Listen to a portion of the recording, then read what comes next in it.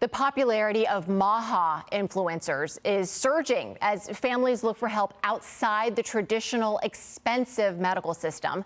Joining me now, two of the biggest MAHA social media influencers, Caroline Carolero, a MAHA mom and founder and CEO of Daily Nori Probiotics, along with Vani Hari, the food babe, blogger, best-selling author, and founder of the True Vani protein brand. Vani, I want to start with you on this really important conversation because you have amassed an incredible following on social media. I think it's about 2.4 million people. So I want to ask you, of your community, what are they turning to you to tell them? What kind of information are they seeking? Yeah, they want to know the truth about what they're eating. They want to know the ingredients. They want to know what are the better choices at the grocery store. Can I choose products that aren't going to poison me with ingredients that these companies are not using in other countries? Many people in America now, thanks to Secretary Kennedy amplifying my voice, have seen the side-by-side comparisons of everyday American food products that we eat every single day here in America compared to those being sold in other countries, and how their ingredient lists in other countries are safer, more simplified, and more real food than what we have here in America. Caroline, I want to ask you on this topic too about social media and this, the kind of fight for more information. You too have started an incredible social media following with your brand that you started about 5 years ago. And I wonder about kind of how the timing meets the moment. Do you feel like the politics of the moment and the support from Washington for MAHA, is that encouraging more people to seek out information from influencers like yourself on social media? Yeah, totally. I think that there's just the honest question of why are we so sick? And what's happening now, I've been in the consumer packaged goods industry for over 10 years, mostly in food and beverage companies, is that the companies are responding and acting. So Vani's company is a great example of this as well, responding and acting to consumer demand faster than ever. And so what you're seeing here is the consumers are being educated faster than they ever have been. Now you have the administration and all of the wonderful work that RFK Jr. is doing, amplifying all of these voices, and then you're seeing the consumers demand better products. And again, all the consumers are trying to do at the end of the day, as I see it and as I interact with them, is get to the root cause of these terrible health issues that are impacting them and their children.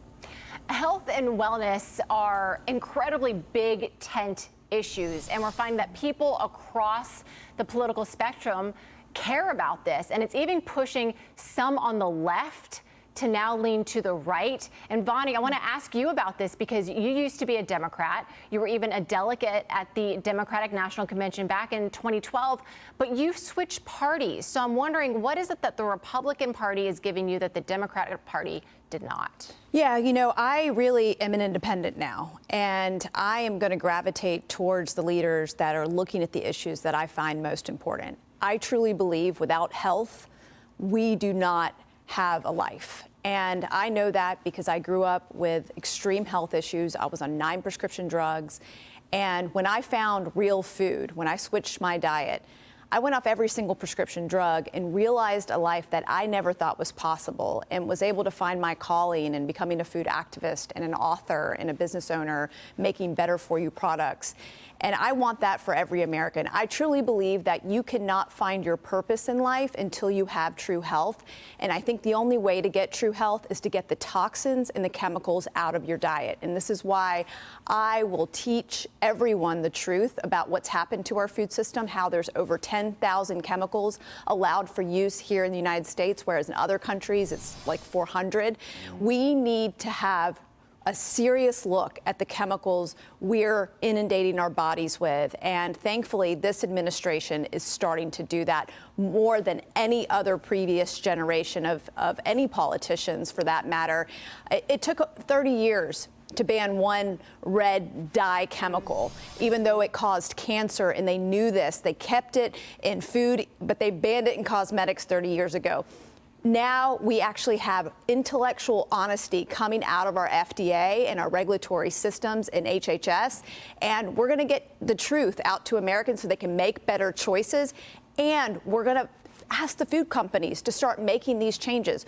we're demanding that they stop poisoning us with ingredients they don't use in other countries. That's right. We have one food, red food dye number 3, that's been banned, and now the FDA is looking at a number of others. I do want to switch topics for you, Caroline, and talk about schools for just a moment, because schools across the country are now also making a move to remove additives and making their meals served from scratch inside the schools.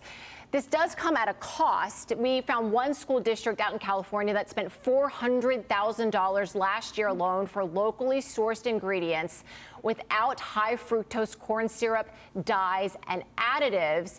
You know, we're curious what your thoughts about this, because it is better food, but it comes with a price tag. Do you think parents are going to be willing to pay this higher price? Well, first and foremost, there's a few things going on. First, you can see that parents and families in America are demanding cleaner, non-toxic, better products. That's just pure fact. The second thing that's going on here is the supply chain incentive structure. So you're talking about schools specifically, and when you do a deep dive into this, one of the easy examples to look at are the cereals being served in schools. And you look at the quality of the food that children are eating. Unfortunately, it's over half of our country. You have children eating breakfast and lunch, and sometimes those are the only meals a day that they're getting, and they're coming through these school lunch programs. And then if you pair that with the education outcomes in America, which are horrific, there is no way that you can say that this is not worth the investment. We know that food and nourishment, protein in the morning, not a sugar high, spiking kids' blood sugar, will directly impact how much they can learn, and it's going to directly impact our future. So this is the best investment, in my opinion, we can be making into the education system, because frankly, even if you have the best teachers in the world, if the children are malnourished going into the school day, we will see the same poor education outcomes. We are ranked terribly low when you look at the global outcomes of education, and so much of that is the way that the children are being fed throughout the day. Caroline, that's a great point. I like how you point out that maybe there can be small changes made before we make big changes like that school out in California. Excellent point there. Yep. So great to have both of you, Vani Hari and Caroline Carolero. Thank you very much.